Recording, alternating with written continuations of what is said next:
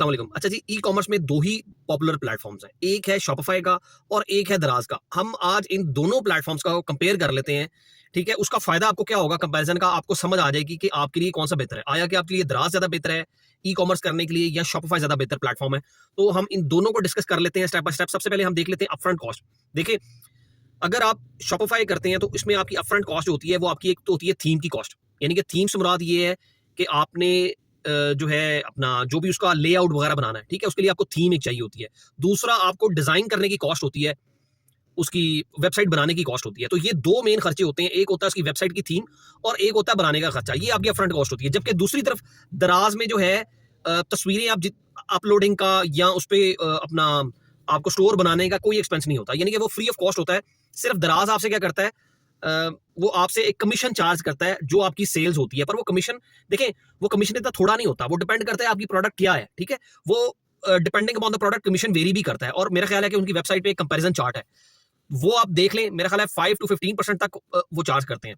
तो पहला तो ये पॉइंट हो गया उनका जो है अपना अपफ्रंट कॉस्ट। उसके बाद इसकी हम डिस्कस कर लेते हैं मंथली कॉस्ट। देखिए, दराज़ पे आपकी मंथली कॉस्ट कोई नहीं होती और शॉपिफ़ाई पे आपकी अगर आप बेसिक प्लान लेते हैं तो आपको $25 पे करने पड़ते हैं। तीसरा पॉइंट कमीशन पर सेल जो कि दराज़ में होती है और शॉपिफ़ाई में नहीं होती। चौथे नंबर पे है स्टोर ओनरशिप। ये मैंने सिर्फ इसको बनाया हुआ है, पॉइंट्स बनाए हुए हैं ताकि मुझे याद रहे और ये एक जो है मेरे पास एक स्लाइड है, मैं आपको कहेंगे तो मैं आपको इसमें शेयर कर दूँगा इसका, ताकि आपको कंपैरिज़न करने में ज़रा आसानी हो जाए, ठीक है? दोनों में। आप ये जस्टिफ़ाई कर लें या एट द एंड ये कंक्लूड कर लें कि आपके लिए क्या ज़्यादा बेहतर है। तीसरे नंबर पे चौथे नंबर पे है जी स्टोर ओनरशिप।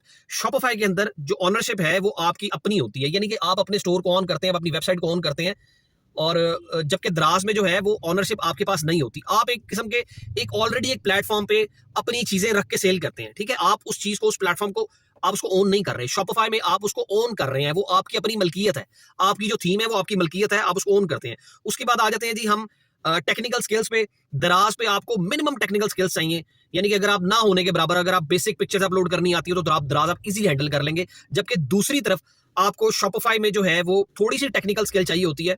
मीडियम लेवल की, बहुत हाई लेवल की स्किल नहीं चाहिए होती, मीडियम लेवल की स्किल चाहिए होती है। अगर आप थोड़ा-सा टेक्निकल चीज़ें समझते हैं, तो आप यूट्यूब से ट्यूटोरियल्स देख के खुद अपनी जो है वेबसाइट डेवलप कर सकते हैं, ठीक है? तो ये तो हो गया जी टेक्निकल स्किल। उसके बाद आ जाती है होस्टिंग। होस्टिंग बेसिकली क्या है? होस्टिंग है एक ऐसी स्पेस, आप ज़ाहिर बात है आपने पिक्चर्स, अगर आपकी 100 प्रोडक्ट्स है, आपने 100 प्रोडक्ट्स अपलोड करनी है, तो आपको एक स्पेस चाहिए, एक ऐसी जगह चाहिए जहाँ पर आप अपनी जो है वो अपनी तस्वीरों को, अपनी इमेजेस को स्टोर करेंगे, तो वो that is basically hosting. Shopify आपसे आपको होस्टिंग प्रोवाइड करता है, ऑल्दो वो उसका चार्ज कर रहा होता है। दराज़ में वो आपको होस्टिंग फ्री मिल जाती है, ठीक है? उसके बाद आ जाता है जी ब्रांड बिल्डिंग। आप शॉपिफ़ाई पे अब अपना ब्रांड, अच्छा ये मैंने खुद ही लिखे हुए हैं पॉइंट्स, ये मैंने कहीं से कॉपी नहीं किए, ये मैंने खुद ही बनाए हैं और मैंने सिर्फ इसलिए कि क्योंकि हैं ये ज़्यादा पॉइंट्स तो मुझे ये सिर्फ याद रह जाएँ, ठीक है? ब्रांड बिल्डिंग है ये 7वां पॉइंट, ठीक है? इसमें शॉपिफ़ाई के अंदर आप अपना खुद से अपना ब्रांड लॉन्च कर सकते हैं, ठीक है? जबकि दराज़ में आपका कोई ब्रांड नहीं होता, ठीक है? आप जो है कोई भी आपका ब्रांड नहीं होता, बल शॉपिफ़ाई के अंदर आप अपना ब्रांड बना सकते हैं। उसके बाद आ जाता है जी अ कंट्रोल ओवर स्टोर, यानी कि शॉपिफ़ाई में देखें, शॉपिफ़ाई के अंदर आप चीज़ों को कंट्रोल कर सकते हैं।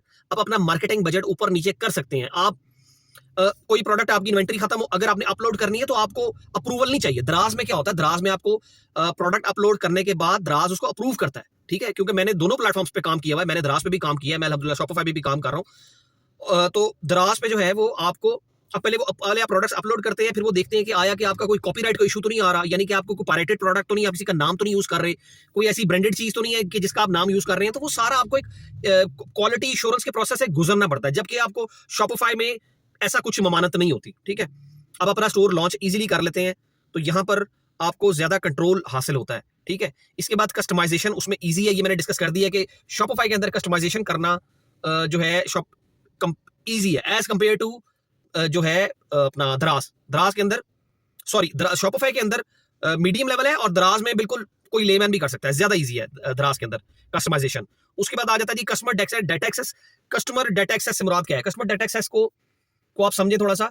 देखें, आपकी शॉपिफ़ाई स्टोर पे जब भी कोई आता है ना, तो आपको उसके एक पिक्सेल्स भी क्रिएट होते हैं। पिक्सेल्स बेसिकली डाटा होता है, ठीक है? जो वेबसाइट शॉपिफ़ाई स्टोर है आपकी पिक्सेल्स इकट्ठे कर रहा होता है। तो आप बेसिकली एक किस्म का एक आपको जो है शॉपिफ़ाई को आपके पास एक डाटा बेस बन रहा होता है। उसके बाद कस्टमर आपकी वेबसाइट पे आपका फोन नंबर ले सकता है, आपको अपना फोन नंबर दे भी सकता है, कॉन्टैक्ट फॉर्म के थ्रू आपसे कॉन्टैक्ट कर सकता है, आपसे कम्युनिकेट कर सकता है। आपके पास कस्टमर की ईमेल भी आ जाती है, उसका एड्रेस भी आ जाता है, उसका फोन नंबर भी आ जाता है, उसमें हर चीज आ जाती है, आपके पास फ्री एक्सेस होती है। जबकि दराज में काफी हद तक ये जो डाटा होता है, फोन नंबर वगैरह, इस पर रिस्ट्रिक्शंस होती हैं दराज की तरफ से, तो आपको ज्यादा अच्छी एक्सेस मिल जाती है। शॉपिफाई के ऊपर आपको ज्यादा अच्छी एक्सेस मिलती है। दूसरी तरफ आ जाता है जी लॉन्ग टर्म ग्रोथ, यानी कि अगर आप देखें, अगर आप ब्रांड बिल्डिंग, बल्कि इस चीज पॉइंट पे मैं अपना इसको हम कंक्लूड भी कर देंगे। अगर तो आपने अपना कोई ब्रांड वगैरह बिल्ड करना है, अगर आप चाह रहे हैं कोई ब्रांड वगैरह लॉन्च करना, तो फिर आपके लिए ब्रांड के लिए आपके लिए शॉपिफाई ज्यादा बेहतर है।